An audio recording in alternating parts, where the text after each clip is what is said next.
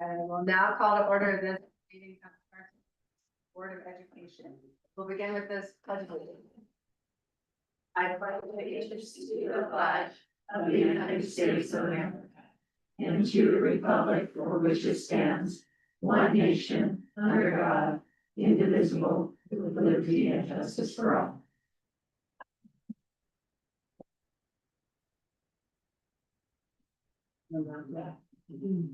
No, I think we moved back in. Okay, okay. All right, we've got our work session to start things off, and we're gonna get an update from Park City Performing Arts. Lucky. Oh, she is here. Hi,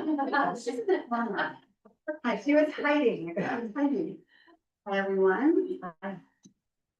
Kathy Anderson, Park City Performing Arts, former Park City School District employee for 30+ years. Wow. I just couldn't get away from kids, so I have a little part-time job doing student outreach with Park City Performing Arts. And I think you all have a presentation or you have a PowerPoint. So I'll just go over it quickly, but I work getting students into our shows at the Echo Center. So a lot of the programs that we schedule, we do have student outreach with them. So that just goes to the list of what we had this year and how many students were involved in our programs. So we can just skip to the next one. National Geographics are always a big hit. This one was Andres Russo, Hunt for Sleeping Giants.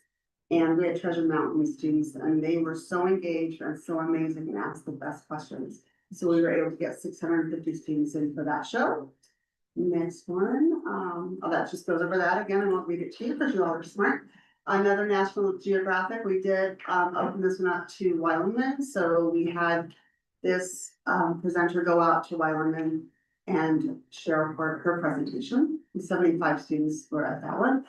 Sundance filmmakers in the classroom. Sadly, we'll only have this one more year, but we were able to get 3 days of Sundance short films in the classrooms, or actually in the lecture hall at Park City High School. And students came over as well from Treasure Mountain, so we were able to show films to 1,111 students. And Jackie Fine did this with me this year. And we had to preview films to make sure they were appropriate for students to watch, but it was really great. We had filmmakers and directors. Some of the actors and actresses from the films were there, and some of the directors said they had the best questions from students than from any of the other audiences for the event. So really a great opportunity. We'll do it again this year for the last year. So that was fun. Oh, that was just a picture of one of the short films, Susanna. And again, just goes over what happened with that film. Our last National Geographic show was Doug Smith, Wild Wolves of Yellowstone. And we had 850 students from Park City High School and Treasure Mountain come over. Again, like I said, the Nat Geo shows are really amazing. And we feel really fortunate we're able to share these with students in our school district. So there was that show. And David Park Trio, this is through the Excellence in the Community. We were able to have them go to McPolin for the whole school. Just we're trying to get out into the schools and not have them all take the time away from their classroom, but have them go to the Echo Center. So this was a good way to get them into a school setting. And for kids in McPolin, we thought it was important for some of those kids that don't ever get a chance to go to some of these experiences. So that was a fun one. Joshua Kane, our mentalist. He was with 3rd, 4th, and 5th graders at Jeremy Ranch. And he did storytelling, and we brought him up. So that was another fun one. And ballet was Aladdin, and we had 630 students from all different schools in Summit County, North Summit, South Summit. We were able to get some homeschool kiddos in, Carly's Park, Jeremy Ranch, and the Poland students walked over. So that was our second to last big one that we had. And then Danielle McGuire, Civil Rights Historian, was March 27th. And we had 85 students from Park City High School. So that was a great one. So that's basically it. Short and sweet. We worked with Brett Hughes on getting the date set. Jason Jensen works with us. He works the district halftime and then halftime with Park City Performing Arts. So we've already got our winners schedule set for next year. 2 National Geographics, some ballet shows, a lot of other ones. So I won't bombard principals right now, but we'll get those set up and finish. Thank you. Thank you. Nice. I just have a comment. Okay. That, I recently heard Katie Wang, who's the executive director for Park City Film, talking about what they're trying to do to, post Sundance in the community, so I think it would be great to reach out to her Okay, and absolutely. see if there's some ways that, what they plan to do, and I don't know if there's. Okay, I don't know, but I would hope that there might be some good places to interact and sync up with. right. And I know Katie is in school and I'm sure she would. Well, I know that Sundance Institute is staying here. It's just the film festival's leaving. So they did say we may be able to still get short films to students, Yeah. even if the festival's leaving, we may still be able to continue that. So we'll see in January what they said. And I think Kate, you know, Park City Film has a relationship with them as well. So Yeah, I'm sure. right. Okay, well, I'll ask her. Yeah. And then, brought this to Lindsay, excited for where the school district is headed. Great new superintendent and board, I'm big fan. School district. Lindsay, thank you. Very good job. Thank you. You're welcome. And then Lori was with us at the beginning, but I'm trying to get a hold of the senior. Preschool started 13 years ago, and this was an article in the Park Record. 13 years ago, when the first group graduated, so I'm trying to find this little Lucy girl and get her a paper. So she's graduating from high school now. So anyway, I reached out to Bob Edmondson, but I'm glad. Thanks for your support of preschool. And then Oh, it's yeah. still going. You used to help us get snacks way back when. Thanks, bye. Bye. Hey. Crazy. Next up, we have our illustrious business administrator. Often imitated, never duplicated. I was trying to convince you this is a really exciting budget, Yeah. but after parts. They're like. performing arts, Jack- it's where we need to get through, okay? So. we're in- Yeah. I never miss doing something. Hey, so just to tell you about the process, so we'll talk about it today's report. In June, on the June 17th meeting, you'll adopt the budget. And what you'll actually be adopting is the total expenses, right? That's the big piece of it. And then the property tax rate. So we'll get to both those things today. And so we'll present to you expenses that we're proposing for the next year. Keeping in mind that during the year, as grants come in or grants are lower, budgets are adjusted. I say a budget is only good for the 10 minutes after it's off the press. If it's 15 minutes later, it's different. And so kind of keep that in mind. We have produced a book. I've sent that out to you guys. It's not a final copy, it's a draft, so please keep that in mind. We will post it before June 1st as per state code to the website and have a copy available in my office. But this is a draft of the book that we'll produce. Starts out with an executive summary. That's this piece. So that's the next slide. Starts out with an executive summary, and really you could read the executive summary and not go through the rest of it, to be honest with you. And so the hope is that executive summary kind of lifts out everything you're going to see throughout the book. So under Superintendent Huntsman's leadership, I think we've been able to present a budget or prepare a budget. And Austin Harris has helped a ton present a budget to you that I think is acceptable to us. We don't feel like there's any risk involved. With moving forward, there's been a lot of moving parts, as you guys know. And I believe we've met the board's objectives or the direction the board's giving us regarding the budget. So, moving along. So the first thing is student enrollment. Just a reminder, this year we're at 4117. And next year we're projecting 4,007. So it's a 110 student decrease. And let me back up 1 second. When you adopt the budget in June, you'll be adopting the FY26 budget. You'll also be adopting the final FY25 budget, right? So any of those changes we made during the year that we had to have, will be, so everything we look at is both years, right, as we go forward. So anyway, enrollments, 4,007 is what we're projecting next year, so going down. This sheet you've seen a couple of times, I think, in presentations.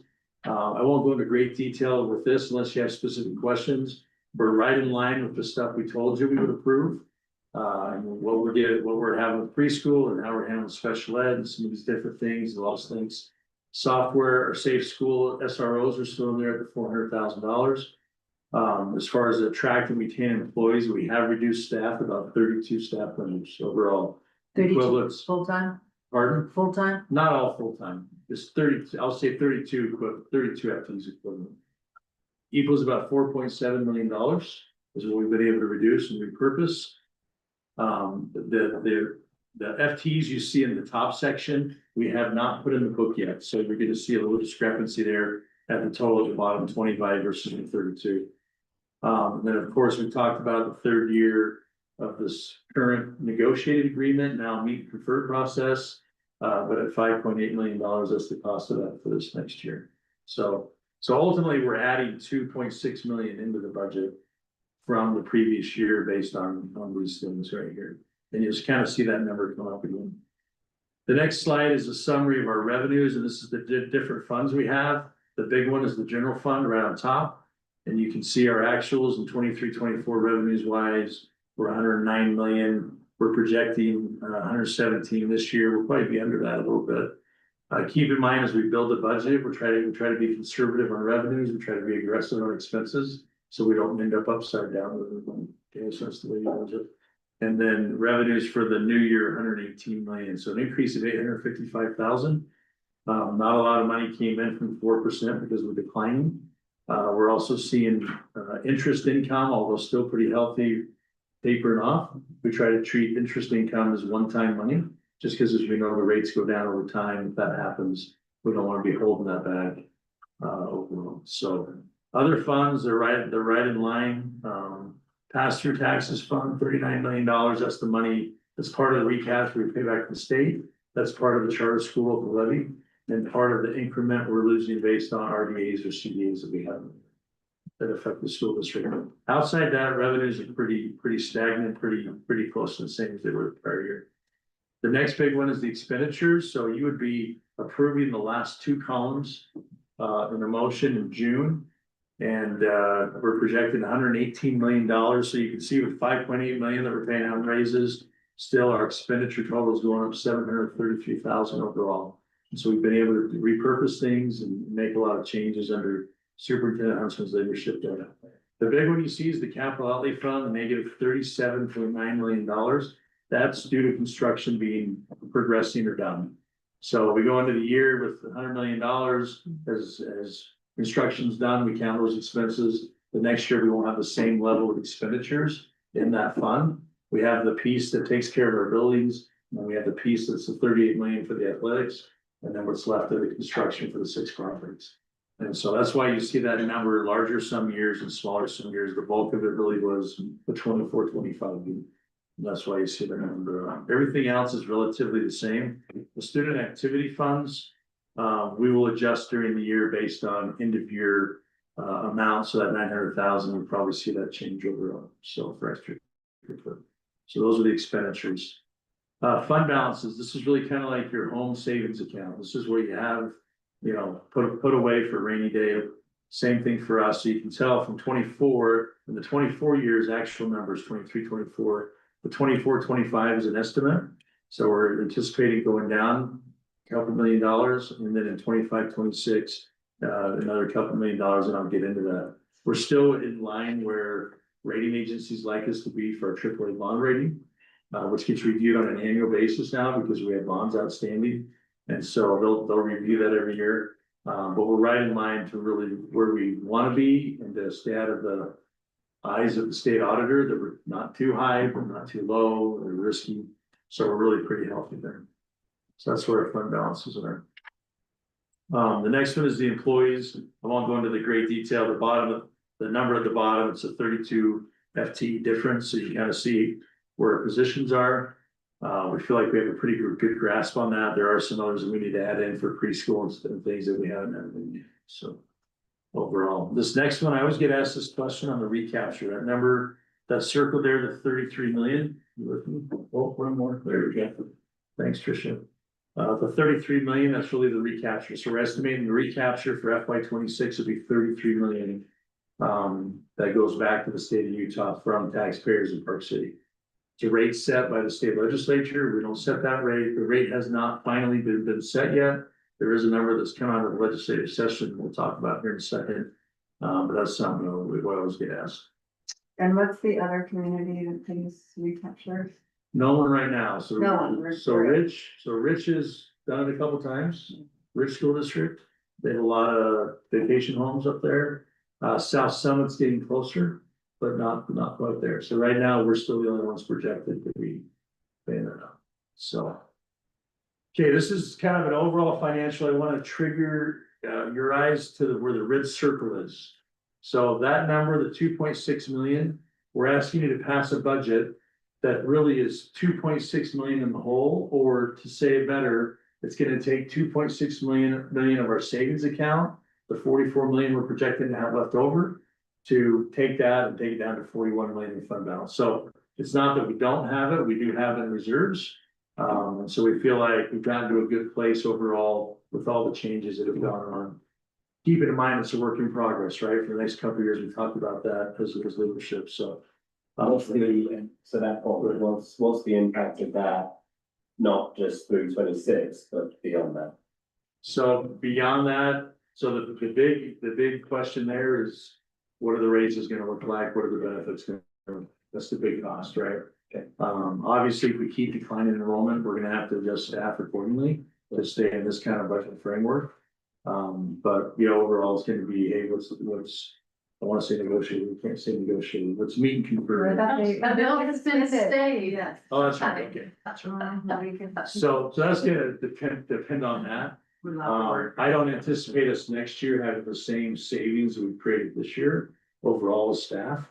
And so as we'll talk about taxes in a minute, but it's gonna affect taxes as well. So just enrollment's a big thing, right? And then one other big thing they did this year, which cost us almost $600,000, was they moved the professional staff formula, which gives us credit. Like if we hire a teacher on a master's rather than a bachelor's, then the state would have a formula in place that would give us extra funding to help pay for that master's because it costs more. They've taken that line item out. They put it in what they call the flexible allocation. And because of our enrollment size, we get less money on it, $600,000 this month. So we were getting 1.9, we're getting about 1.3 in that flexible allocation. So we're not getting credit because we're hiring teachers more teachers that have masters, for example. That was the real kicker. So right now, I mean, the simple answer to your question is I'm comfortable where we're at. We'll see what next year brings. We'll see what comes So up this year. you don't see that itself causing a problem for us next week? No, I don't. No, even like we can't sustain this year after year after year. Right. One of the places I have a little bit of wiggle room is we paid for Trailside out of operations, right? Their construction project, that was part of the plan. It's a $6.4 million bill. That money there, we've been able to, we're still spending out of operations, but with some of the interest income we have, again, one-time expense. Trailside's construction project is a one-time expense, it's a one-time revenue. We can match that up and say, hey, we're a little better off. Because we've got some extra interest income. It's just not something I like relying on year after, when I started being a VA 20+ years ago, interest rates were 6%. And then by 2 years later, interest rates were 1.2%. And so in a small to medium district, you had to come up with $400,000, $500,000, whatever it was, to cut out of your budget was hard. So try to be conservative. So, and I know we talk about this all the time, but this to me comes back to the question of enrollment again. Sure. And how long we keep that close for. I'm personally struggling to see how we justify it at this point. So I don't know when the right time is to have that conversation, but I think we should. Yeah, that's really up to leadership when you want to have that conversation. In November, we will bring a presentation to you. Right. With open versus closed schools, that's what we're required to by law.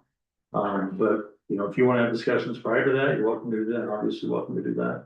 I think we would be remiss if we don't have that conversation well before November. What are contingencies that we can do besides open up, close it? I don't know what the answer is, but I think it has to be a priority for the fall, early fall.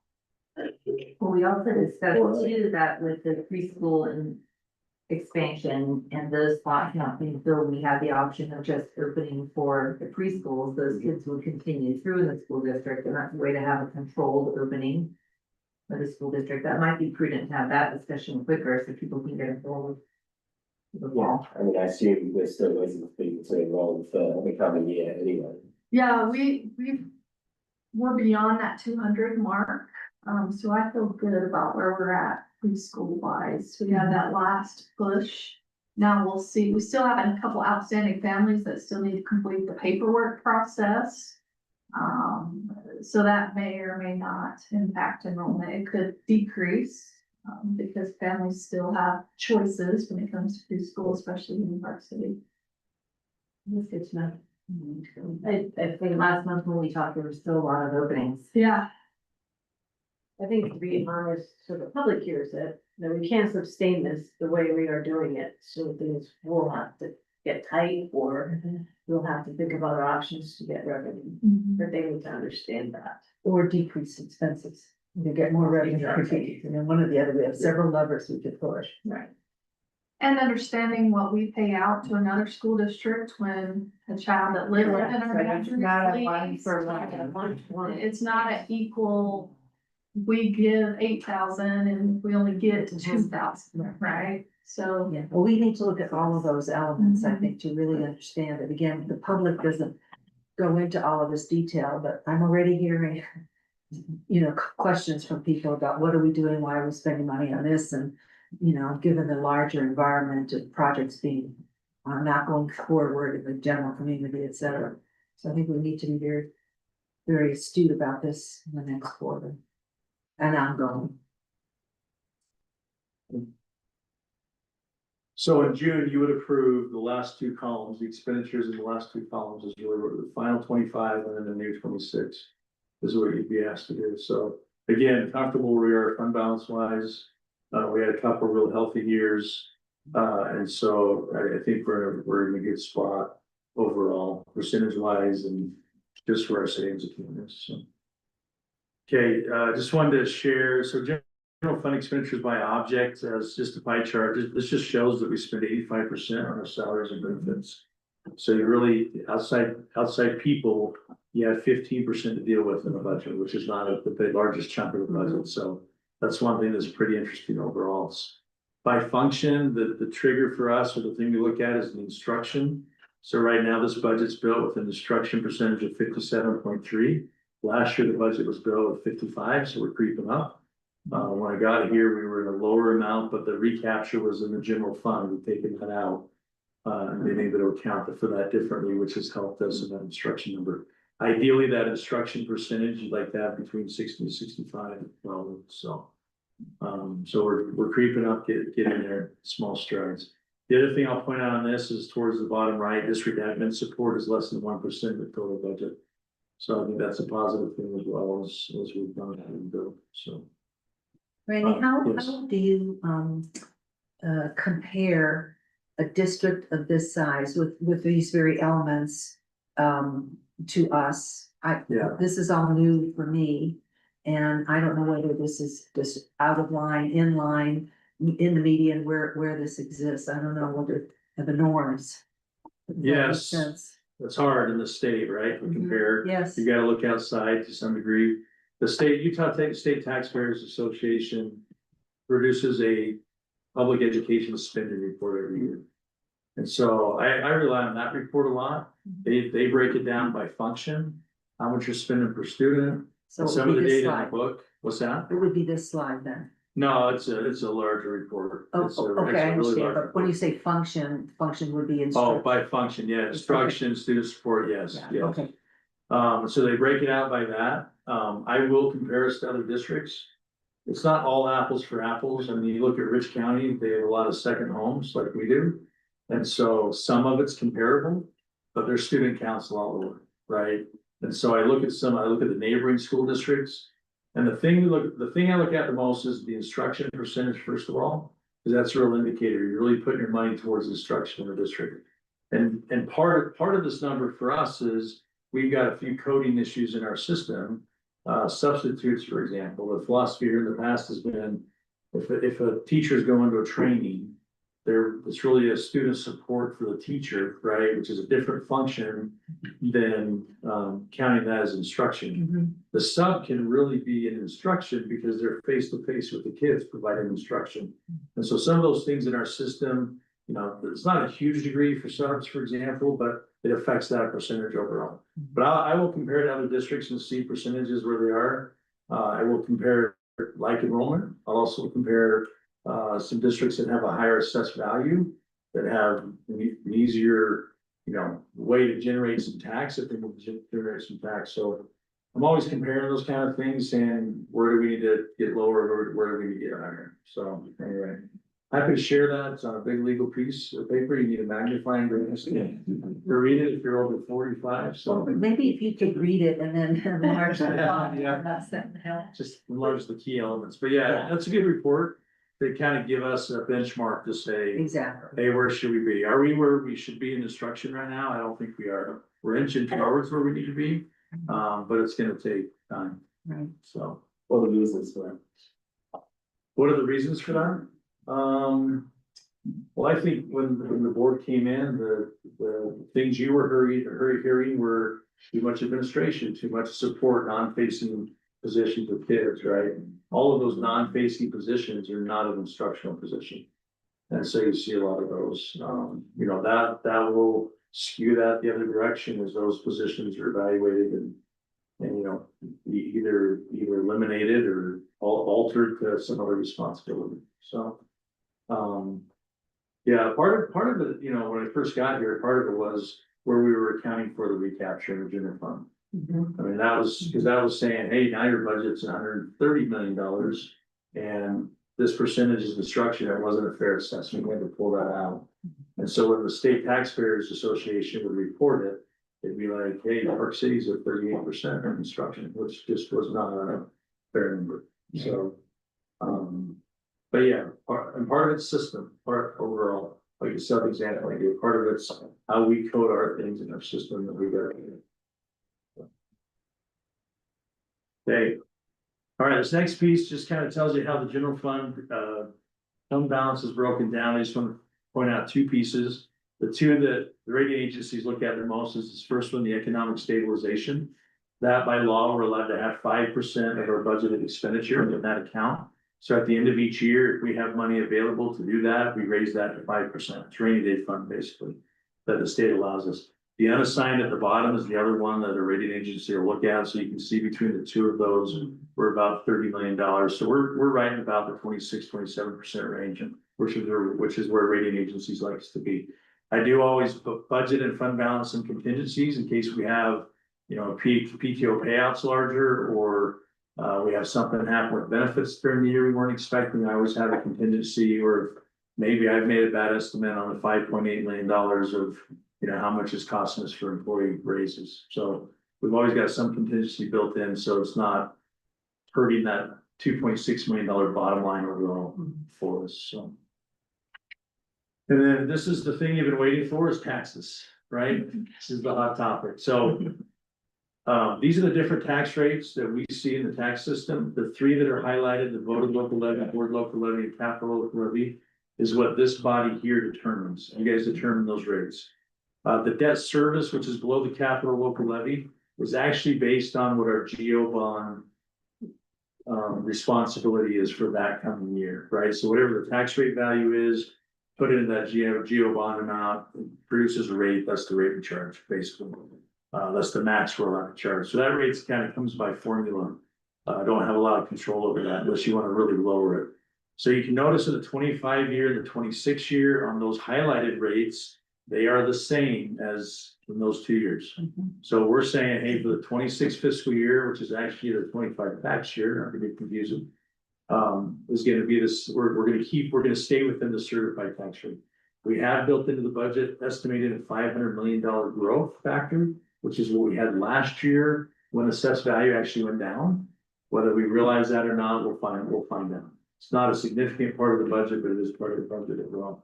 So right now, and I think we can say our intent is we're not going to truth taxation. We will adopt the budget in June. We will be done with the budget moving forward for that next fiscal year overall. At the top, you see the basic school levy. So in the book, you're going to see in one place, I think it says there's no increase, because from us, there's no increase. And then another one, right? Kathleen brought this to my attention. It says, hey, there's a tax increase. The basic levy rate that was set by the legislature at 1463 is higher than the current year 1408. So that piece the taxpayers going to see, they're going to see an increase in that. If in fact that 1463 is the final rate. We usually get the final rate the first part of June from the tax commission. That hasn't been published yet, so we don't really know what that rate's gonna be. In hopes that the rate will be lower, it could be higher, right? So you may hear as board members, hey, you've raised our taxes because the basic school levy went up. We don't have any control over that, right? The ones that we have control over, we'll make sure we're within the certified tax rate. Is it based on full levy determined by the legislature? Yes. Yes, so it's in a legislative bill to generate a pot of money to help fund public ed. And then the tax commission will crunch all the numbers and give us the fund rate, so. That's the rate that every property tax owner in the state of Utah pays that same rate for that money. So they increased it, is what you're saying, broke it down, so everybody about the state will have an increase. Yeah, so I would assume if their value goes up, right, there's some areas of the state that saw like, I mean, it was minimal, but we saw a value decrease. Because you had that period of time over 3 years where it was going up 30%, you guys remember that? Yeah. It's like all of a sudden your property was worth more based on what was going on with home values. And so during that time, some counties said, hey, we overextended. So they're going back and reassessing and going, you know, this should be lower, and some of them are realizing a lower amount. So as that dollar amount goes down statewide, the rate's gotta go up to generate the same dollar. That's why you see some of that. There wasn't a lot of extra funding this year, as you guys know, from the state legislature, right? They were, you know, robbing Peter to pay Paul, so to speak, so. That's where we are property tax wise, we'll do it in June, and we'll have a truth and taxation hearing. Do we That's need our to, plan, unless you tell us different. do we need to proactively go out and discuss this page and the tax situation? So, you know, we get some people raising their hands about what a great job we're doing, or you're doing. Yeah, no, I think, I mean, you could probably come up with a statement, right? From the board, once the budget's passed, to say, Yeah. hey, we held tax rates constant, we didn't raise them. Some people will see an increase just generally because their value went up, right? We'll Some may certainly see say it random takes CWs. Yeah. on vacation, right? We're pulling that here. Yeah, I think Anyway. it's very helpful, because it's education, people don't understand that, and I remember a year ago, there were people in here, you know, ready to, not be nice to the board, so I think it would be helpful to educate the community. It's always people who need to not be nice to them. Well, that's true, but maybe if we could change the percentage of nice versus not nice. And we'll be on That's PCSD Thursday morning and we can share, you know, Whatever our you're comfortable. intent not to raise I taxes. think That you will can't be say it enough times, finalized at the June board meeting Yeah. when we adopt the budget for FY 26. Good, excellent. This is great, this is exactly what we asked you to Yeah, figure out. thank you. Thank you. So when we build a budget, I'll just tell you, we look 2-3 years down the road, right? We try to forecast and say where we get, what position was this gonna put us in, kind of like your question. I think we're favorable positions. I think we need to be realistic as a board and as leadership. To say, hey, depending on what happens in the mean convert process and what happens with enrollment. Can have effect on what we do with taxes the next year, right? So we'll keep that in mind. I would, this is a 1-year deal. Now, can we do a year 2? Maybe, but I think to cut $4.7 million in positions need to be a fun stretch. In the second year, is what we're seeing this year, so. But it was an important reset. Yeah. I think. Yeah, but we don't have another 4.7. Right. Right. So 2 to 3 year process, and as people will retire or choose to pursue other opportunities, certainly we're gonna evaluate those positions. But if they're student facing, we're gonna be hard pressed to eliminate that position. I think that's the important issue also, is the distinction between student facing and this office building. Because that's where I've heard the complaints from my constituency, is, you know, you got that place loaded up with, you know, all of this other waste and whatnot, so to make that clear to the public, I think is important. That's our focus, the kids. And I wanna acknowledge publicly, this was a collective effort, this was not Lindsay and Randy. Although we had lengthy conversations, it was a much larger effort with various departments to say, okay, where can you be more efficient? Where can you potentially absorb a position? That's And good. schools, Excellent. schools were very supportive and, yeah, I think all the departments were. I feel like our leadership across the school district understands the predicament we're facing in terms of declining enrollment. As well as being overstaffed in certain areas.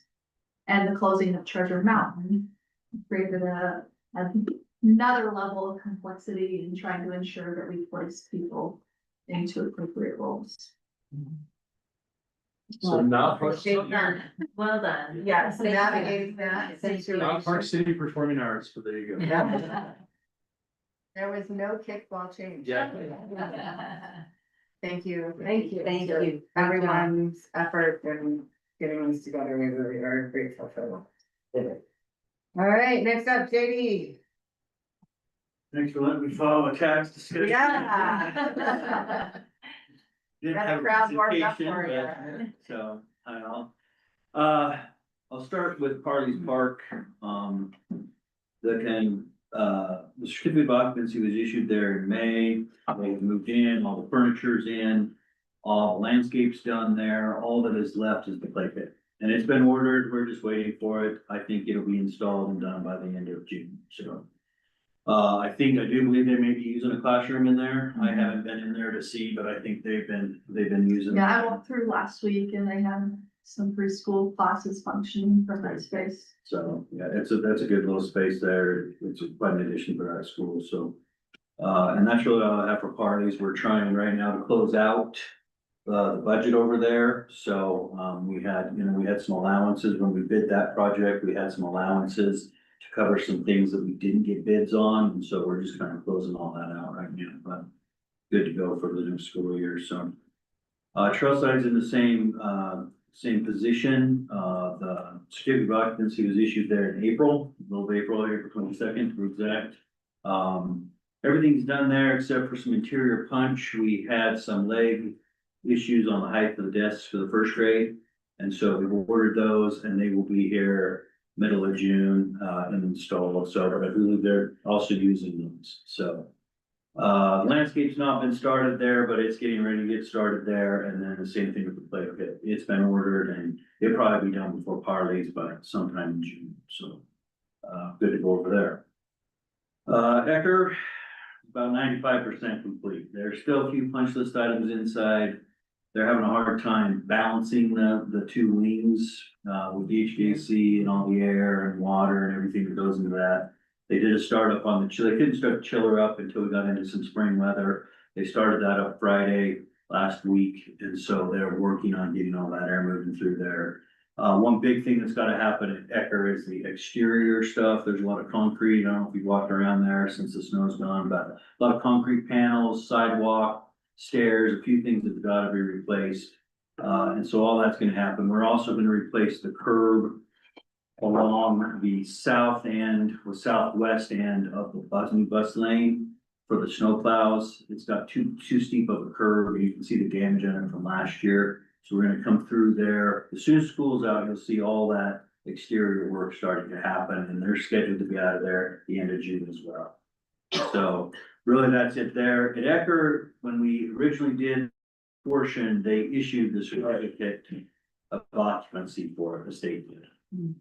Why, I don't know, but so we actually have that, but I'm turning in, I've already talked to them and I'm following up with the paperwork on the final inspection for those other areas, which have in the second phase. And so they're aware of that, and we probably won't get a new certificate, it'll just be the one that got issued, but I'm just following up on the paperwork with that.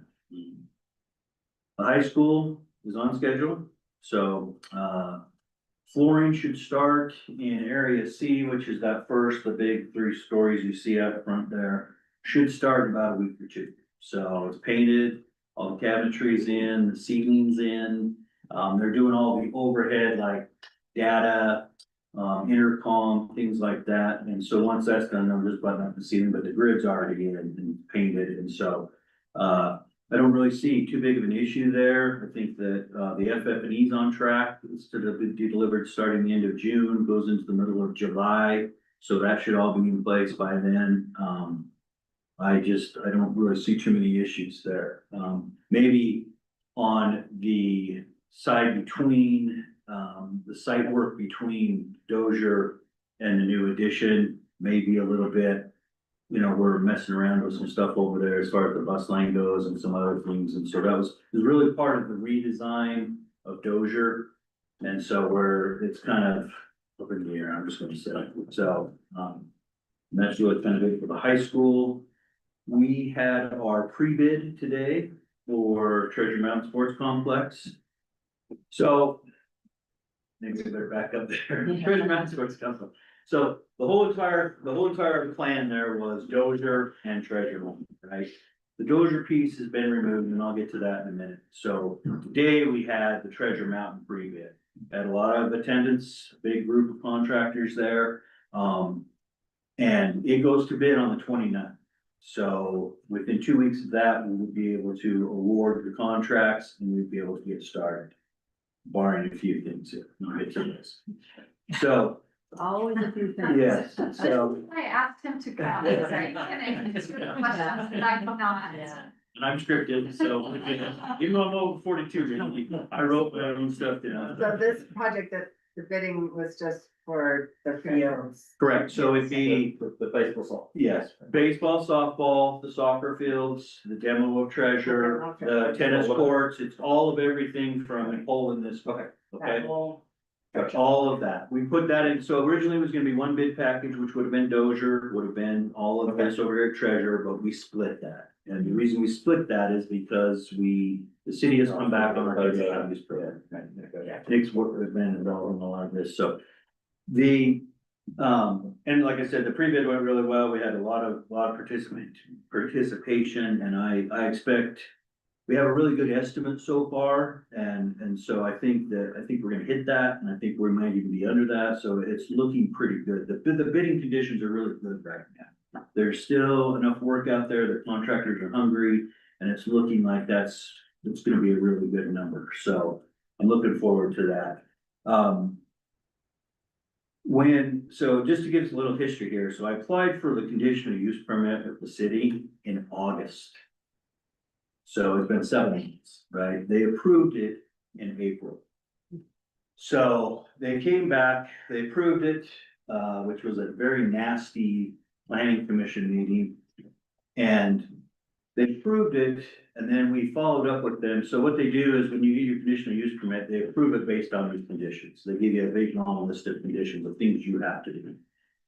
We went through the conditions, and there was a few things that kind of run counter to what state code says that you can do. So with land management code, there's state code that says the cities can't impose certain things on you, fencing, landscaping, there's a bunch of them. Some of them kind of ran together, and so we were trying to clean that up, clean the language up in the conditional use permit. But they came back and said, oh, by the way, there's an ordinance on Lucky John that has a 100-foot buffer that runs all along the right of way on the backside of it. Asked us if we were aware of it, we were not. This did not show up in a title report. This did not show up in any of the parcels. This is also not the first conditional use permit the district has pulled over there. They pulled one for the high school and for McColl. Never came out. In the meantime, somebody on Lucky John appealed the CUP decision as well. And so all of these things we've been trying to sort through for the last month and a half, I would say, since it's been approved. We've been meeting with them about every week. Because of this, the building that was proposed on the north end of Dozier is not allowed because there's not a 100-foot buffer there. And there's also, so we kind of went back and said, well, what if we moved the north building to the south end and moved everything to the north? There's some language in the ordinance that says you can't have any recreational facility, and the definition of recreational facility goes to 1986, because that's when this ordinance was passed. And the reason the ordinance was passed, for a little more background, is they rezoned all of this campus. They took it from, I believe this was recreational. I wrote my notes down, I can't find them. It went from residential development to recreational open space, which is really what you wanted at the time, probably, to develop all of these ball fields, but they threw in that condition, which gave you that amendment there, which won't allow you to do anything. So they left us some options, right? The options would be, we can go back and try to rezone it, or we could go and try to appeal it to the board. And to the Board of Adjustment for Park City. We could do all that, right? I just fear that you get to the end and they could still say no. And that could be a very lengthy process. But 7 months for this conditional use permit. So to get all of that done, and then, you know, there's quite an opposition from Lucky John, which you guys are aware of, and so right now we've pivoted to an east-west design. I talked to NHTN today at the bid opening, or at the pre-bid walkthrough today, and we've kicked some designs around. It's not the north building that I liked. I think everybody liked that, but it does a lot, right? You're gonna have to remove your bleachers, and the buildings are gonna be kind of harsh because you just don't have the space that you had in the other configuration. So that's kind of where it sits right now.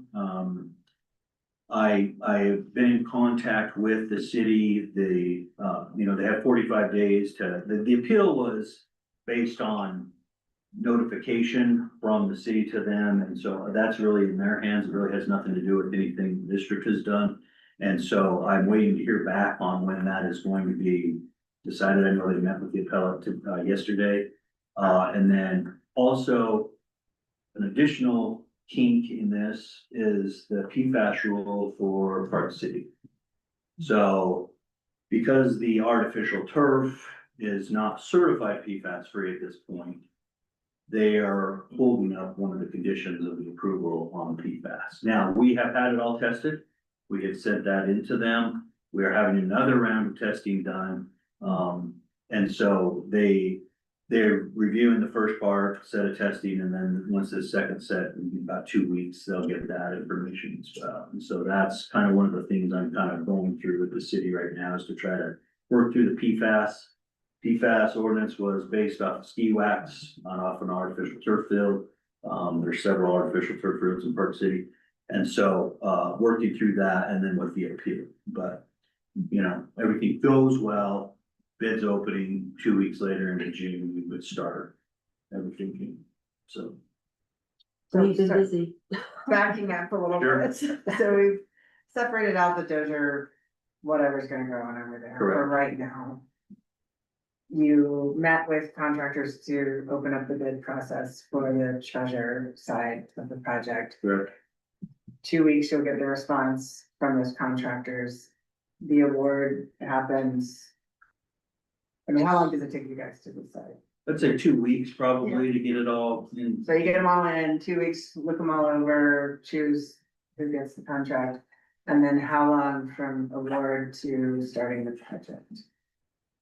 Immediately. I think you'll probably actually see the general contractor move in, right? Start fencing everything off, bring in his containers, start bringing in his equipment, bringing in his stuff, and then you would award your subcontracts to the people to bid out the subcontract work.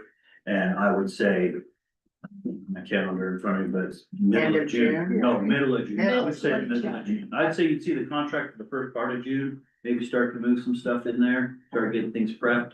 And as they're working through those contracts, I'd say the second week of June, probably. So, As long as we have those other approvals. yes, as long as we have those other approvals, but I'm hoping to have that all resolved before we even get to. But the approval is That's where Yeah, waiting for the PFAS. this, the turf we wanna install, not the old, not whatever's at Dozier. No. Okay, forget that. Okay, No, it's the new installation. Right. It covered the soccer fields and Yeah. covered the baseball and so. And then when would Treasure get demolished, or when you guys, what are we thinking? Yeah, we're looking at fall, probably late September, early October. Trying to confine it to weekends, not when school is in session. Come on, we day. But also allowing school to start, making sure teachers have what they need. Trying to get everything out of that Right. space. That's more what I was. Yes. considering. We're having internal dialogue about, how do we surplus what's left to ensure we can recoup some of the taxpayer dollars versus things going down with the building. That's online with what we've told the contractors. There's quite a few demo contractors, of course, that are interested in that. And- Sure. And we're thinking September. Oh, October. 10-year-old is great at demo. Well, the other thing to keep in mind too, we have our project number from the state for this. We have an environmental consultant. We've had the wetlands taken care of. All of those things have been, in these past 7 months, have been items that have been worked on in order to get this to the end and then have issues like we've had, but But, It will not be treasure was there one day and gone the next. No. It will be a process. It's not like the videos you see. It's not the movies we watch on TV. It will be a Those process. portion, does that get rolled in eventually, or do we continue to handle that completely separate? so our schedule currently now is to have MHTN in front of the board, June 17th. Thank you, June 17th, and then we are already on, because of the way this is working with Part C, we get expedited into the conditional use permit part of this, and so it would be here then, and then we would be in front of them on, 25th. fifth. Yes.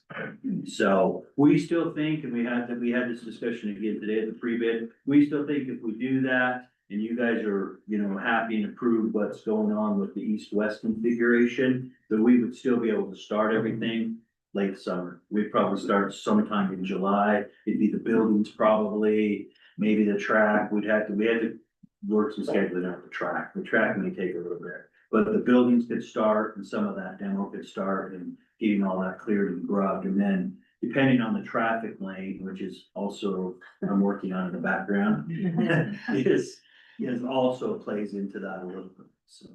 So what about fall, like football and stuff? No, we wouldn't mess with the field. Okay. Yes, we would absolutely, that's what I'm saying. We have to be kind of delicate with that schedule just because of Okay, the events that are scheduled, and we certainly wouldn't want to mess up that whole thing, the whole thing was contingent on graduation anyways, right? We were gonna start the next day, because in order to have enough time to replace the track, you had to start right then. yeah. But We're we'll, always gonna wait for it, because the field itself doesn't need to be done. So we always try to. So you'll be able to. So we've taken the turf on the field out of it. Yeah. Out of the equation, in the contracts. But the track was the big thing, because really needs to be replaced. Uh-huh. Now it's gonna push us back again. yeah, it is. So the next year to do it after, the day after graduation. Okay, Right. And if that's broken out, there are cost impact, presumably. There is cost impacts, but, I think we'll see a favorable number here and we bought a lot of things off state contract and have been able to do a few things off state contract, which is a much better way to go. And so we saved a little bit of money there, especially with the turf and the track and some other stuff. Some of the demo stuff will be off state contract, and so I think we'll be able to. I think this number's gonna look good, I really do, just based off of the preliminary stuff we put together, so. And the bonds are sitting in the bank account earning interest as well. We can use that interest towards this project, so it helps. So. I don't Yeah, right. throw out a number, obviously. That's not- No, I get it. I'm not gonna- Burning a hole in I- the pocket. Yeah. I just would hate to see a significant impact from having to break that.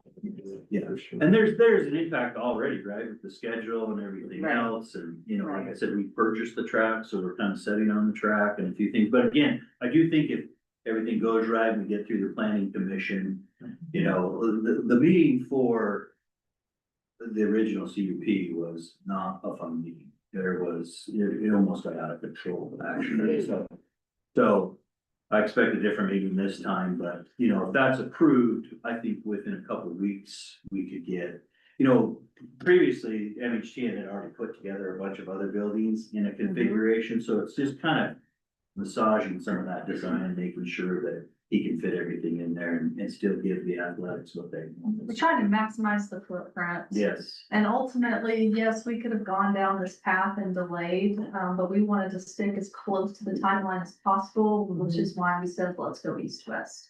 It's not ideal, but we want to stick to what we had originally projected as the timeline. and with CMU buildings and type of construction we're proposing, we could probably do that.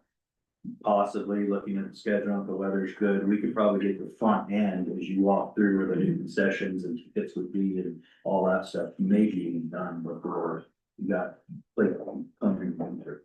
So that's a possibility. Thank you. What a month. We really lucky to have JD and Mocha and MHTN. They've been really great about adjusting and going through our list, so. We've been really lucky with their services. Yeah, we Thank talk you. weekly, if not daily, yes, thank you. Yes.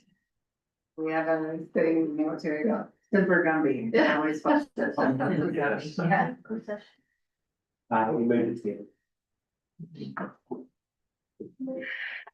Okay, thanks, JD is already out of here, but, Okay, so we're gonna move into our consent agenda.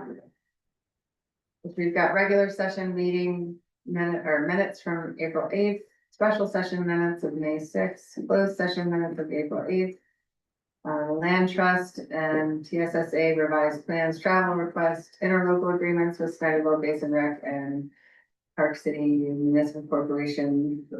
Personnel check registers from April and board revenue and expenditures of April. And that- I make a motion to adopt the consent agenda as stated. The second time. All in favor? Aye. All right, and now we will move into our public comment time, and I just want to remind anyone here who's joined us to provide public comment, we do like to hear from our constituents and members of the community. But we ask that each speaker to limit themselves to 3 minutes, and unless you're representing a group, then you can have 5 minutes. So do we have any for public comment?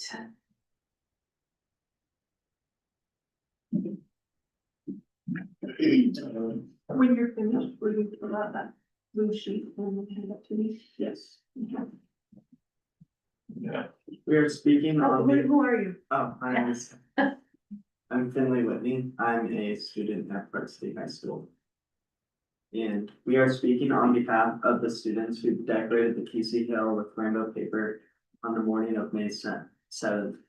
The idea for this peaceful display came the months after the introduction of House Bill 77, which banned certain flags from government buildings. It was specifically created to target Utah's queer community and their allies. The idea to create a large pride flag was not to negatively target the high school, Park City School District, or the city itself, but rather to promote allyship and raise awareness of the House bill. We believe that promoting acceptance within and for the queer community is crucial to our livelihood, and therefore only engaged in peaceful protesting and civil disobedience. Our activities were completely student-led and not sponsored by any club, teacher, or administrative member. Our funds came from students and donations from Park City High School's Gay Straight Lions Club and Circle and Summit Pride. Additionally, we always had a plan for cleaning the paper by the end of the day. The majority had been picked up before school got out due to work concerns. Specifically, a group went up at around 8 p.m. that night to pick up the rest of the paper and tape. Everything was disposed of correctly, although we recognize that Park City School District is an inclusive and accepting space. We strongly encourage district workers to promote safe environments and for students to be LGBTQ plus and their allies. Thank you. Thank you. Thank you.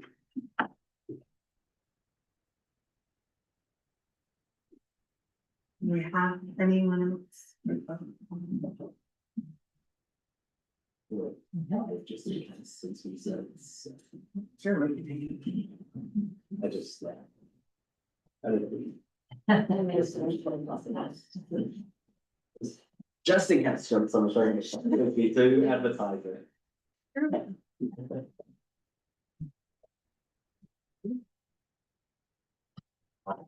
You could have things like that.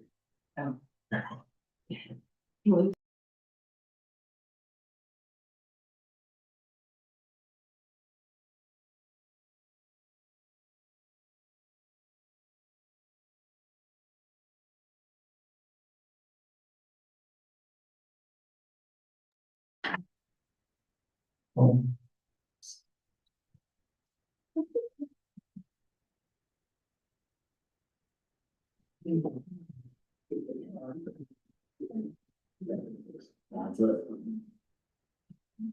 Sharon, what's like that, things that I'm really jumping on, so. Not an official use of stuff.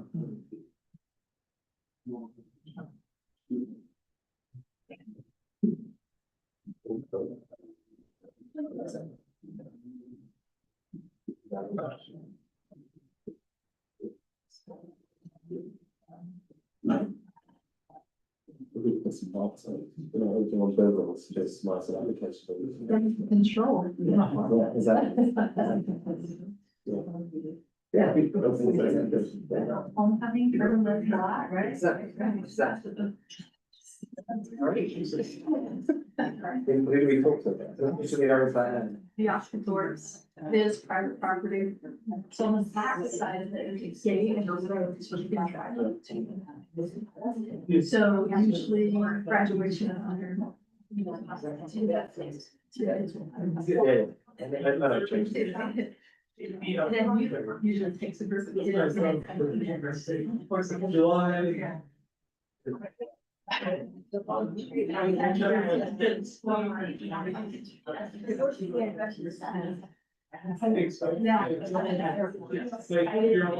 Could be asked them about spending like something. Slide it up in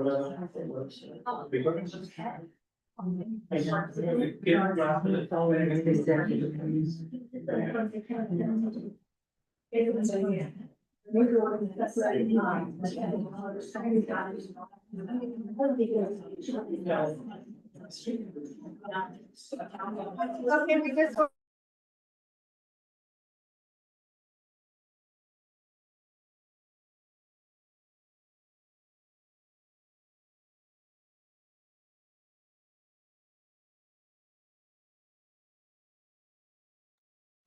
Anybody come in? We advertise it at 5, so we just wanted to make sure that we weren't gonna deny anybody the opportunity. Make public comment, okay. So, moving on, we're gonna go to our monthly reports and start with the employee group reports. Mr. Hayes, That's one. last one, who's counting? Good evening. PCA would like to congratulate our retiring colleagues and express our appreciation for you and your service. Lucky people. On behalf of PCA, would like to express our thanks and appreciation to admin, Board of Education for agreeing to the LPA and continue to support despite the uncertainty caused by House Bill 267. It's been a rough couple months, so I appreciate you guys a lot. We'd also like to thank all staff for a good school year and ask that the community recognize the power of education to facilitate change. Sometimes it may not seem like it, but it really truly is well intended. We look forward to continuing serving this community and look to work hard to improve and better serve, I'd like to announce that as of June, Jen Ricks from Jeremy Ranch Elementary School and Kristen Hall, who will be coming to Park City High School as a counselor, will be taking over as PCA co-presidents. Mary Morgan will still be involved with PCA leadership and state leadership, but will no longer attend these meetings. I will not attend these meetings unless necessary. I have really learned a ton, and I will leave this role with a deep appreciation of the relationships with Superintendent Huntsman, outgoing Superintendent Fine, Human Resource Director Jensen, Business Manager Upland, and the entire board. It's a hard job. I really, really appreciate you guys, and I really thank you for your service. Thank you. Thank you, Shannon. All right, next up, we have teaching and learning.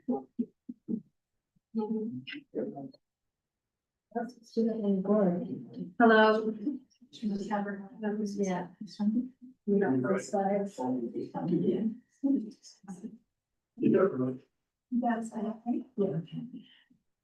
We just have a little business to take care of for our new math class at the high school for next year, which is called the data science class, but it's actually like junior level class. You could take it in place of secondary math 3.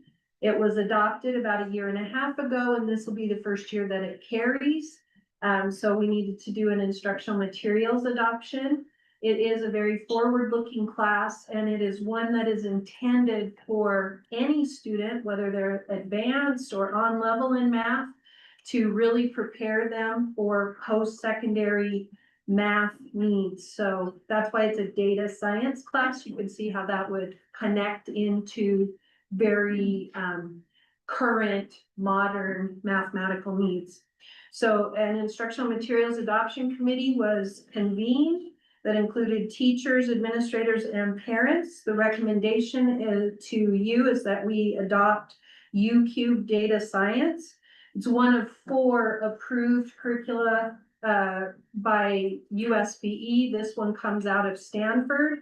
And the next thing that happens in our instructional materials adoption is we open for a month of parent input that opens tomorrow. The links will be on our website under teaching and learning. Parents can link into it, see it.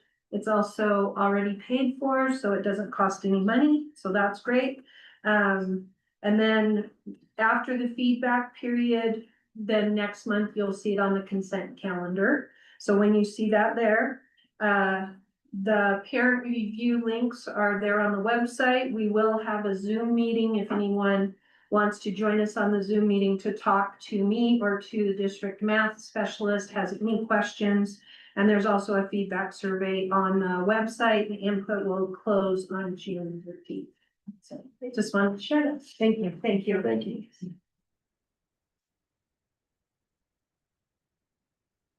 Well, now here's from the student report. Our upcoming events are on May 31st, and then after that, we don't have much except for celebrating our seniors with a brunch, a chairlift, a senior sunset, and then obviously graduation. And then next year, there's gonna be posted on the boards. It will be me alongside Elsa Dellenbach. The only thing we really need for that is the policy to be revised, but we are working with Mr. Fine for that, as well as there's a process to follow. That's all I really have.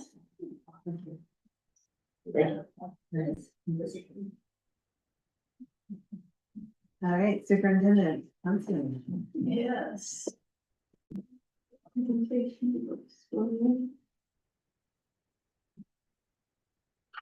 Hey, month of May, I had the opportunity to throw out the first pitch, or I should say my daughters did, at the home playoff game a few weeks ago.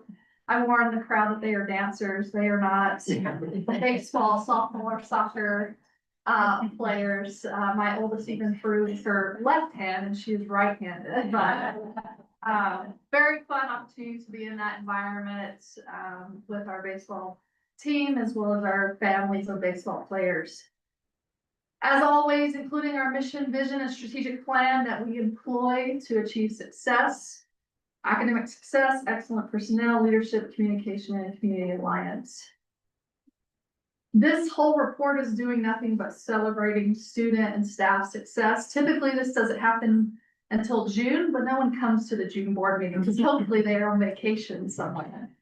So I am just gonna celebrate the heck out of our staff and students because it's well deserved. So a few examples of the mission and vision and action. We had 13 students at McPolin who exited WIDA, which is a huge deal. They had an ice cream social. This means they met the threshold to exit language services. They are English language learners, but we will still monitor them to ensure that they are, that we are meeting their needs in terms of language and academic services. We tested 70 students, grades K-5, 50% of the students made their annual yearly progress goal. We're only sending 3 students to Eckerd who haven't passed or exited from WIDA, which is a huge success because research says if they're not exited by 5th grade, chances are very slim that they will be exited from language services. We also have there on the right our students who attended the Latinos in Action Conference May 10th at the University of Utah. It's an annual conference. Over 1,400 Latino students attend for workshops and cultural celebrations. Summer school will start here very soon. We already have 350 students enrolled. Treasure Mountain will run June 18th through July 18th. That'll be secondary, grades 6 through 8. July 18th or June 18th through July 2nd, we're going to run a 9th grade web development course that will allow students to jump ahead. So they have to take a 9th grade digital studies course in high school, and this will meet that requirement and open up an elective. And this is specifically for some of our students who are in other classes to receive support that oftentimes they can't take or access electives because they have to have a certain class. So we're trying to open up access for this group of students. Next is academic success. So we have been recognized as the best communities for music education by the NOM Foundation for the 2nd year in a row. We are the only school district in the state of Utah to be recognized. So that's a huge accomplishment with our elementary music specialist, our band, orchestra, choir, everything that happens from kindergarten up to the high school. Congratulations to our Eckerd Hill music students. They got to go to Lagoon, and I got 40+ thank you emails today from those students and trying to respond to them. I'm sure that it catches them off guard when they get a response from the superintendent, but very appreciative for them acknowledging our support. The band got first place in their division and then a first place overall superior rating. Orchestra got second place in their division and excellent rating. Down. Go ahead. Mr. Getting. Yes. Very appreciative and encourages students and parents to express their appreciation. Yes, it was very well received. Top left is our elementary debate team. Out of 85 teams at the state competition, 5 of our 12 teams placed in the top 10. Excellent personnel. A couple of Fridays ago, I had the opportunity and privilege to go around with the Ed Foundation and celebrate our excellent educators. It is peer nominations. The high school gets 2 awards, so they have the peer nominated one, and then they have most influential teacher that is voted on by the seniors. And for the first time ever in the history of excellent educator, the same teacher received both awards. So if you have a high school student and they've had Miss A or Miss Andres, that is who received it. She is pictured in the bottom right corner. Treasure Mountain Junior High School, it was Sharon Maddox. She is one of our film teachers. McPolin was Joanna Hamill. She's an interventionist. Trailside is Sam Johnson. She's a special ed teacher. Harley's Park was Amy Bean. She's a 2nd grade teacher.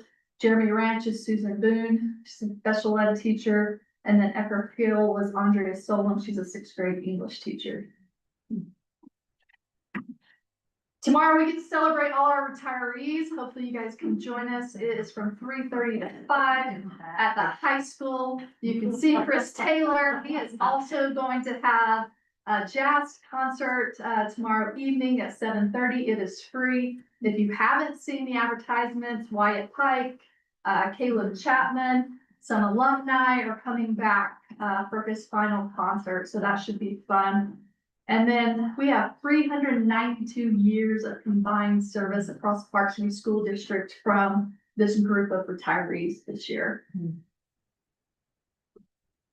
Athletics, track and field, a couple of records were broken last week. So the Utah State record was broken by Sebastian Bodley. 400 meters, that previous record had been held since 1996. So huge accomplishment. Also another state record was our 4x200 relay. That was Sebastian, Owen, and Noah, and Elijah.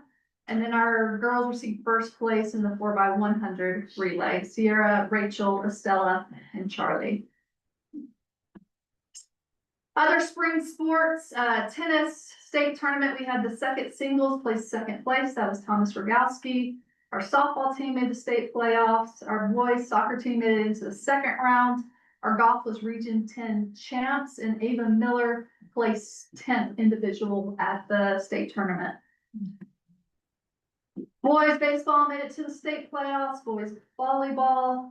Our lacrosse boys play in the semifinals tomorrow night. Girls are tonight at 8 o'clock if you don't have anything to do with Westminster. Sorry, girls already played one. Okay, thank you. 16-1 at 10 o'clock this morning. Wow, okay. Good to know.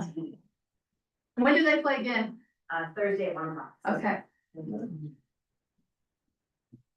As always, we're trying to increase our communication through our website, our media, social media, newsletter, and podcast. We continue to highlight that feedback link that is on the main website page for anyone who wants to give us feedback about ways in which we can improve overall as a school district.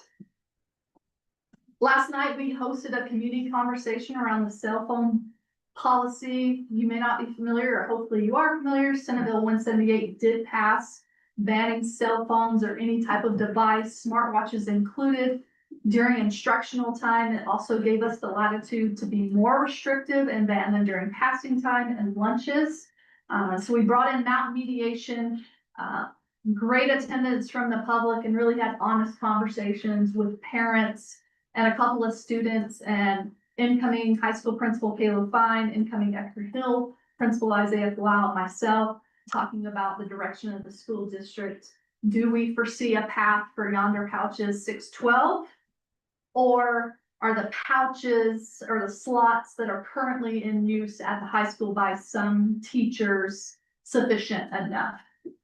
We will send out a follow-up article regarding, the different statements and input we received from parents with a survey. Because we recognize spring is very busy and we want everyone to have the opportunity to give us feedback as to the direction that we go, whether it's Yonder Pouches 612, the pocket system that some of our high school teachers are already implementing, and see how we might best implement that come August. This is our statistics from views on social media, how much we've been posted, KBCW, Town Lift, Park Record, really trying to increase our presence within the different platforms and celebrating the good things that are happening within our school district. There are a couple farewells scheduled for what was Treasure Mountain Middle School, then it became Treasure Mountain International School, and is currently Treasure Mountain Junior High School. So it has had a couple names throughout the school year. You can see the team comprised of Amy Newman, Caleb Fine, Mindiola, Ryan Duca, Matt Cohn, and Julia Schleichman. They ran as a team. They were wearing the old throwback Treasure Mountain Middle School basketball jerseys that Bev dug out of a closet somewhere. But we do want to celebrate. It is an end of an era. So Wednesday, June 4th, a sweet farewell. From 4 to 6, we will have a gelato truck there, a short program highlighting the memories from Treasure Mountain. And then there's a couple of other events that will be happening later, likely August, one more big farewell prior to the demolition. Running with Ed, the weather was not great. However, the sun did start to peak out throughout the day. So great exchanges. You can see Jeremy Ranch. They really did a tribute to Sean as this was his last running with Ed. Trailside was a Dr. Seuss theme. But great opportunity just to interact with our community, and it really celebrates the tight-knit community we are and brings out lots of organizations, whether they be nonprofit, businesses, and families to support our students and running with that in the Ed Foundation. And I sent out a newsletter a couple weeks ago, just expressing gratitude to our teachers and emphasizing how we finished the school year helped shape the tone of our classrooms, the spirit of our schools, and the culture we continue to build together. Each interaction you have leaves a lasting impression and plays a vital role in fostering the respectful, supportive learning environment every student deserves. And there's me and my girls and the two catchers who were brave enough to catch their one hoppers to the plate.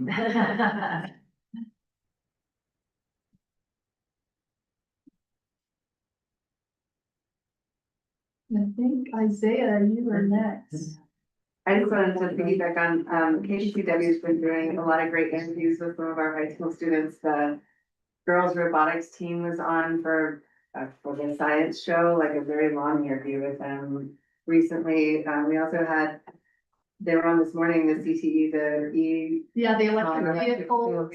So, I mean, our students have been getting out there in our programs and, sharing with our community how the wonderful programs that we have. They did a fireside chat. I think you have to dig a little bit, but they did it with Chris Taylor talking about his years here. They interviewed students and it was very well done.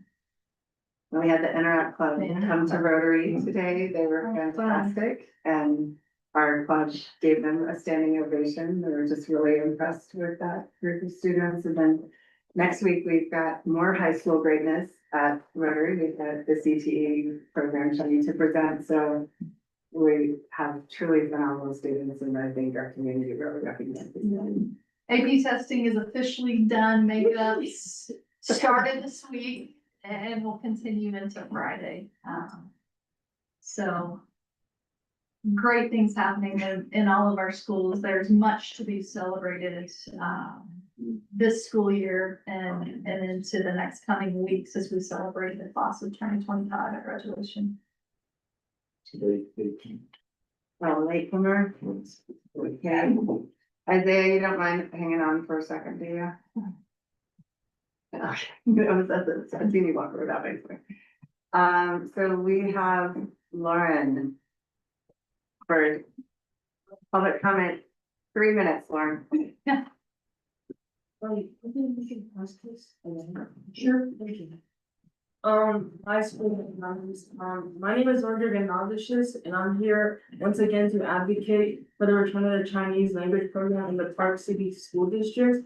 Since the last board meeting, there has been a meaningful progress, and now we have over 170 signatures on our change.org petition. The Park Record published an article covering the advocacy effort, which included interviews with alumni of the Chinese program and their parents. Their stories were inspiring, and since then, I've heard from even more parents and students who want to see Mandarin offered again. You each have a copy of that article. I've also had a meeting with the high school leadership to better understand the current landscape. As I said before, but my goal is simple: to show that there is enough community interest for the district to consider surveying parents and students about reintroducing Mandarin at the high school level. I fully recognize the challenges like ensuring enrollment numbers to support a teacher, fitting another language class into a mid-sized school, and hiring a qualified educator.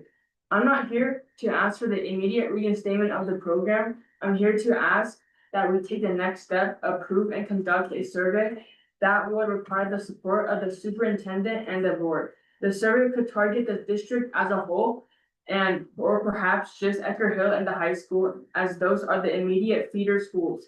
I would also like to be involved in creating the survey, as I have heard directly from many of the students and families who care about this.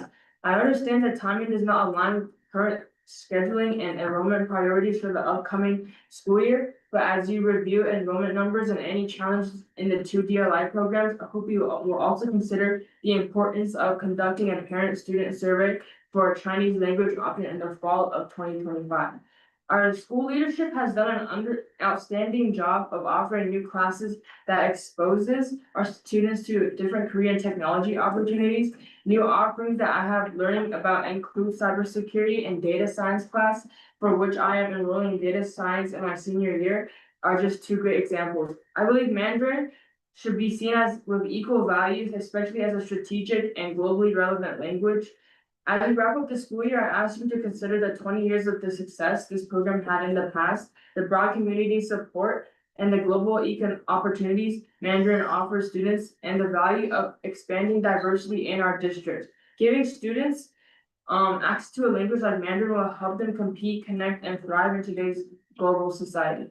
As I respectfully ask that you support conducting a parent and student survey in the fall 2025, let's make this decision together with input from the community. Thank you. Thank you. Thank you.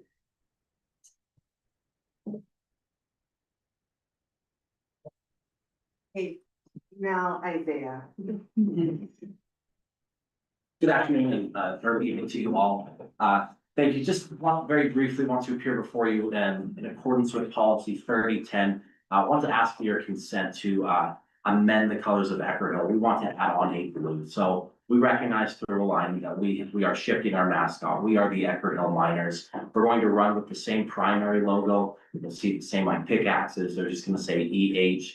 And red and white are going to be our primary colors. We're gonna have red days, white days, our calendar aligns with that. Just as we're putting the final touches on really the interior design of the school, I feel like blue is an appropriate color because the school itself is blue. If you've seen the colors of the carpet, the gym, the chair. Yeah, it's dripping in blue. It's also a little bit of a shout out to the heritage, and we just feel like it would match to coordinate that. And so the high school will run primarily in red, white, and black. We just like to stay the same, just run red, white, and blue. That's all. So. We need to actually do, okay, so we have to approve this. So you need a motion to approve the new, I make a motion to approve blue as part of the economic policy. I was like, I'll second. all in favor? Aye. Thank you all. Hard things that we have to Yes. navigate. I think you said, hey, you're gonna do that. Because, so it was with the purpose of sort of aligning with the high school and the minor identity as the mascot for the schools, but I think Eckerd just wanted to have a little bit of their own identity, and the blues. And we didn't have to repaint the entire. school. Right, exactly. And to preserve some of their legacy and Yes. history, so it will be a timber wolf dressed as a lion. They still have the, there's still, Yeah, yes, okay, next up we have Matt from Mason Rec, right? Thanks for you again. I'm Matt Wagner, District Superintendent for Snyder Basin Recreation District. I've been Castro Board Chair. So just as a brief overview, we're coming before you to request approval for a construction easement for a trail as depicted in the map that you can see on the screen. Since we've last talked, we've worked with Utah Open Lands to further define how that border between the High Ute Ranch and Eckerd Hill is going to look, including some fencing. We've included kind of a rustic ranch style fence with a vegetative screen is sort of the concept we started with. That's the preference of Utah Open Lands as well, is to preserve some of that rustic ranch character. I've added a little bit of, in the conceptual trail design, a little bit of trail length to make sure that the that new public trail that climbs the hill is a little bit farther separated and potentially goes even a little bit higher above the ropes course that's there at Eckerd Hill. And we've also gotten word from the Pine Brook HOA that they voted to approve the trails on their portion of the property that's neighboring Eckerd Hill. And we are currently engaged in negotiating an agreement with Utah Open Lands and the High Ute Rancho and family. So things are progressing, and I just wanted to, be available to answer any questions you have. So where it says Old Eckerd Trail, would that go away? Or be untrailed or? Our hope is that creating a new through trail that's going to be a much better access point is going to draw all the traffic off of that. Just automatically. Really wanted to happen to live in my head. Yeah. It's biking and hiking. Yeah, it'll be both, and we do have a mode separation for the hill because there's gonna be some descending cyclists. We want the uphill side to be pedestrian and climbing cyclists only, and then a descending side. Okay. That's the purpose of the two trails that are. You can kind of see it, I'm hearing about Yeah. this, if we get down now. They're downhill and up the, kind of like Round Valley has, and down the. Yes. Yeah. Yeah. And we had a productive meeting with Utah Open Lands on the educational piece that is happening with the remodel of the barn. It sounds like there's a plan to put cabs on the land and they will allow for some student experiences. So I feel like this is only going to elevate our partnerships with the local community. What are we doing to ensure that? Lots of signage and education of adults. Are we prepared to hug? Are we just confident we'll be able to handle it? That's a good question. Well, High Valley's moving out from. Yeah, they moved. They moved out, out. right, they're gone, yeah, so that opens up the parking.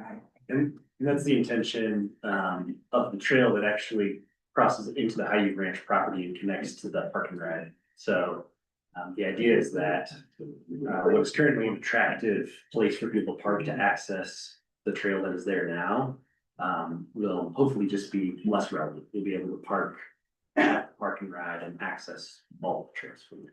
And I think the fencing will help too. Currently, kids are out there at lunch. hikers, dogs are actually on the field while kids are trying to play.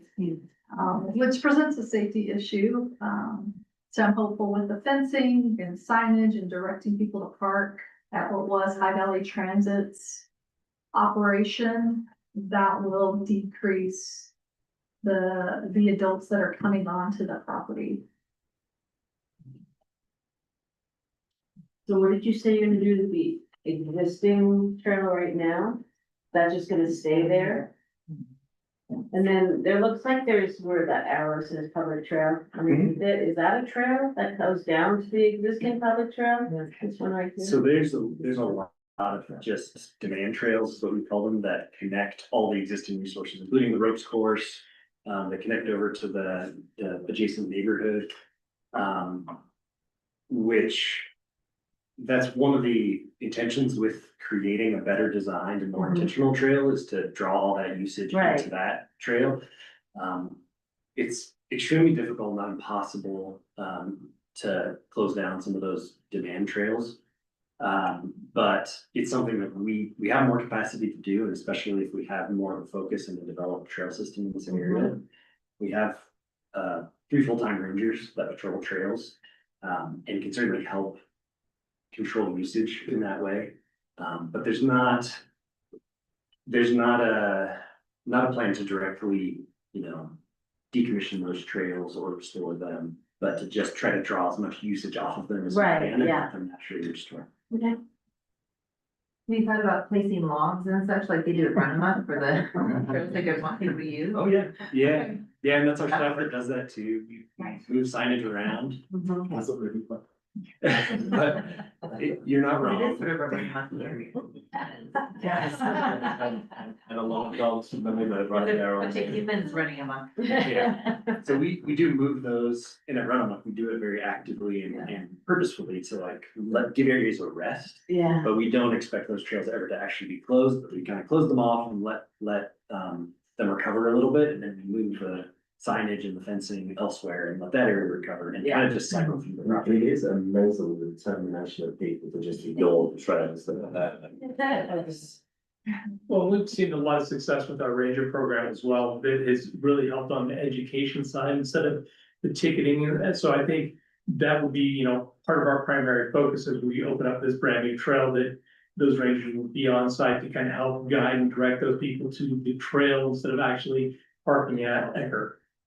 Will there be a ranger station or they'll just? They're very mobile. Okay. We've got a lot of, we've got 14, I think, is where we are with our primary trailheads in district, and they're constantly rotating. Just moving. Yeah. Any other questions? So we just go to vote and do a motion. Make a motion to approve the easement as discussed. Second. All in favor? Aye. Thank you very much. Thank you, guys. All right, next we have policies for posting. The following policies have been reviewed by the policy committee and are now before the board for posting. We have policy 7051, military leave, and policy 10115, struggling. Administering medication to students. Can I get a motion to approve these policies? I make a motion to approve said policies for posting. Second. All in favor? Aye. Okay, next up, we have policies for adoption. The following policies have been posted for the required 20 days and are now before the board for adoption. Policy 4010, professional development, travel and conference reimbursement. Policy 7055, jury duty or witness in court. Policy 9080, graduation requirements. Policy 10020, attendance, combined with policy 10045, and then policy 10050, student dress code. And then get a motion to. I make a motion to approve said policies for adoption. Second. Oh, do we have it, were there any comments? Okay. All right, all in favor? Aye. Aye. Okay, and last but not least, we have policies to retire. The following policies have been replaced by policy 3012, non-discrimination and harassment, and they are now before the board for a motion to retire. We have policy 1000, harassment and discrimination prohibited, policy 10045, attendance, and then policy 10086, anti-discrimination. I make a motion to retire, so. Second. All in favor? I, Okay. The board will now adjourn to closed session for the purpose of discussion of character, professional competence, or physical or mental health of an individual or person. you need a motion? Can I get a motion? I make a motion to adjourn to close for said reason. All in favor? Aye. Oh, it's roll, oh. Yes. And, yeah.